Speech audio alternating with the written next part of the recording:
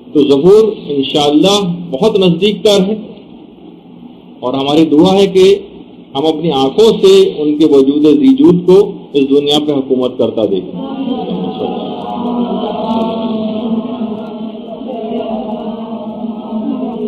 آغا بہجت ایک بات اور بھی کہتے تھے کہ دیکھیے، جو گناہوں سے بچنا ہے یہ بہت اہم چیز۔ مردان خدا کبھی بھی لہو و لعب کی طرف نہیں جاتے، اور نہ ہی لہو و لعب کے اندر اتنی طاقت اور قوت ہوتی ہے کہ وہ مردان خدا کو اپنی طرف متوجہ کر سکے۔ جب بھی بہت سے علماء بیان فرماتے ہیں کہ مشتاقان زیارت جو ہیں ان کو ایک تو یہی تقوی الہی اختیار کرنا چاہیے، اور کثرت کے ساتھ امام کی زیارت کے لیے درود کو پڑھنا چاہیے۔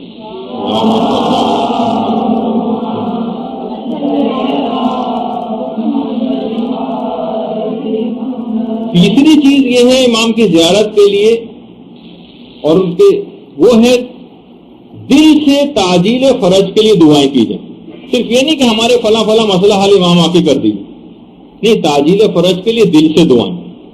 اور زیادہ تر اوقات میں مسجد جمکران میں انسان کو چاہیے کہ اپنی نمازیں پڑھے جس کو یہ سہولت حاصل ہو، اور خاص طور پر حضرت حجت دعا کرنے کی بڑی تاکید کرتے ہیں، اور دعاؤں کے حوالے سے ایک تو یہی مسجد جمکران کی بھی میں نے بات بتائی۔ دیکھیے، مسجد جمکران خود ایک امام کے ظہور کی نشانیوں میں سے ایک۔ مسجد جمکران جب بنی نہیں تھی، خود آیت اللہ مرشی کہتے ہیں کہ اتنی تیز رفتاری کے ساتھ، کیونکہ بالکل جنگل میں تھا، جنگل میں مسجد تھی، اور کوئی وہاں پر آتا بھی نہیں تھا، بلکہ ڈر سا محسوس ہوتا تھا وہاں جانا، لیکن آہستہ آہستہ یہ مسجد بنی۔ لوگ وہاں پر جس زمانے میں اس کی ویسے تعمیر ہو رہی تھی، اور اس کے بعد اتنی عظیم الشان مسجد بن کر تیار ہو گئی، آج وہاں پر قدم رکھنے کی جگہ نہیں ہوتی۔ جو مخصوصی کی جو شبیں جس طریقے سے آتی ہیں، خود یہ حضرت حجت کی ظہور کی علامتوں میں سے ایک ہے مسجد جمکران۔ خاص طور پر امام زمانہ دعاؤں کے سلسلے میں صحیفہ کاملہ پڑھنے کی بڑی تاکید کرتے ہیں، صحیفہ کاملہ۔ اور ایک واقعہ بھی جو بہت تفصیلی واقعہ ہے، وہ پڑھنے کا تو وقت نہیں ہے، لیکن اس کا وہ میں آپ کی خدمت میں بس بیان کر دوں کہ علامہ مجلسی اول، جو خود علامہ مجلسی کے والد تھے، ان کے حوالے سے ایک واقعہ ہے جس میں امام نے بڑی سختی کے ساتھ تاکید کی تھی کہ لوگ صحیفہ کاملہ ضرور پڑھا کریں۔ اور مجلسی ثانی یعنی مجلسی دوم، یعنی جن کو علامہ مجلسی کہا جاتا ہے، وہ کہتے ہیں کہ میرے والد نے اس واقعے کے بعد صحیفہ کاملہ کے سلسلے میں اتنا کام کیا ہے کہ 40 سال تک مسلسل صحیفہ کاملہ کی تجدید اس کی ترویج کرتے رہے، یہاں تک کہ شیعوں میں سے کوئی گھر ایسا نہیں تھا کہ جہاں پر صحیفہ کاملہ نہ پہنچا دی گئی، علامہ مجلسی کے والد۔ اور ہم ذرا سا سروے کرتے ہیں، بعض اوقات تو معلوم یہ چلتا ہے کہ 10% مومنین کے گھر میں بھی صحیفہ کاملہ موجود نہیں۔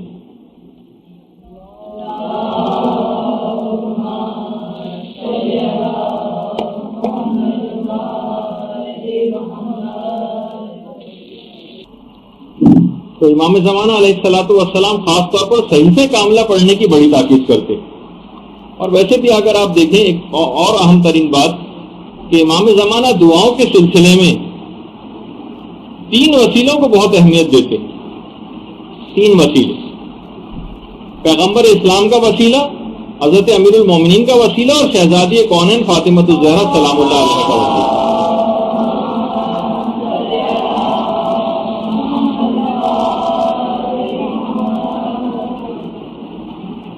تو بہرحال ایک بات اور بھی ہے، جو علی ابن مہزیار کے واقعے میں بھی امام نے ایک پیغام دیا تھا، اور کہا تھا کہ ہماری تم سے ملاقات اس وجہ سے نہیں ہوتی کہ تم اپنے بوڑھے اور کمزور لوگوں پر رحم نہیں کرتے ہو، اور تم قطع رحمی سے کام لیتے ہو۔ یعنی اہم وجہ امام نے اپنی زیارت نہ ہونے کی یہ بتائی کہ تم اپنے بوڑھے اور کمزور لوگ، دیکھیے کمزور لوگ جو علم کے لحاظ سے کمزور ہوں، معاشی اعتبار سے کمزور ہوں، فکری اعتبار سے کمزور ہوں، عقائد کے لحاظ سے کمزور ہوں، ان کی اب بڑھ کر آگے کمک کرنی ہے، ان کی مدد کرنی ہے، ان کو آگے بڑھانا ہے۔ بوڑھے افراد، گھر میں ماں ہے، باپ ہے، ساس ہے، سسر ہے، کچھ اس طرح کے دادا دادی، نانا نانی گھر میں عضو معطل بن کر پڑے رہتے ہیں، ان سے نوجوان حضرات، لڑکے اور لڑکیاں، یہ شادی شدہ حضرات باقاعدہ ان کے ساتھ مخالفت، زبان درازی اس طرح سے کرنا شروع کر دیتے ہیں۔ کمزور ہو چکے ہیں لوگ، بوڑھے ہو چکے ہیں، ان پر رحم کیجیے.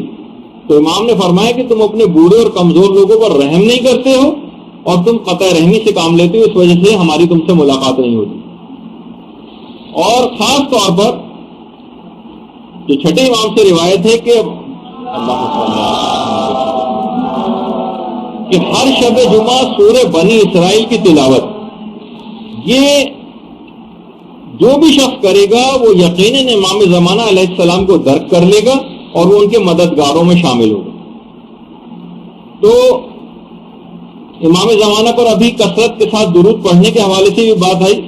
چھٹے امام یہ جملہ ارشاد فرماتے ہیں کہ خدا قیامت کے دن دنوں کو ایک خاص شکل میں مبعوث کرے گا. دنوں کو جمعے کو سب سے آگے آگے رکھے گا. جمعہ جو ہے وہ جنت کے دروازے پر آ کر کھڑا ہو جائے گا. جو جمعے کے دن سب سے زیادہ محمد و آل محمد پہ درود پڑے گا اس کو شفاعت ملے گی. ابن سنان جو راوی ہے وہ کہنے لگے کہ مولا ہم کتنی دفعہ زیادہ سے زیادہ درود کتنا شمار ہوگا؟ امام نے کہا 100 مرتبہ. کہا مولا جمعے کے دن کون سے وقت میں ہم اس درود کو پڑھیں؟ کہا عصر کے وقت. مولا کیسے پڑھیں؟ تو امام نے فرمایا کہو اللہم صلی علی محمد و آل محمد وعجل فرجہم.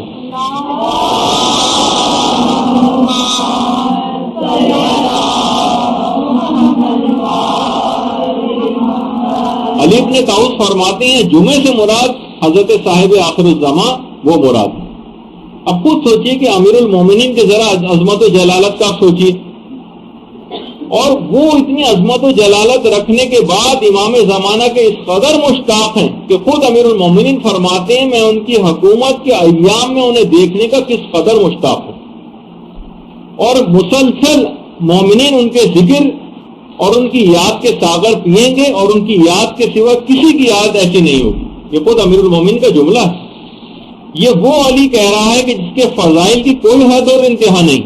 برحمتك يا أرحم الراحمين وصلى الله على محمد وآله الطاهرين.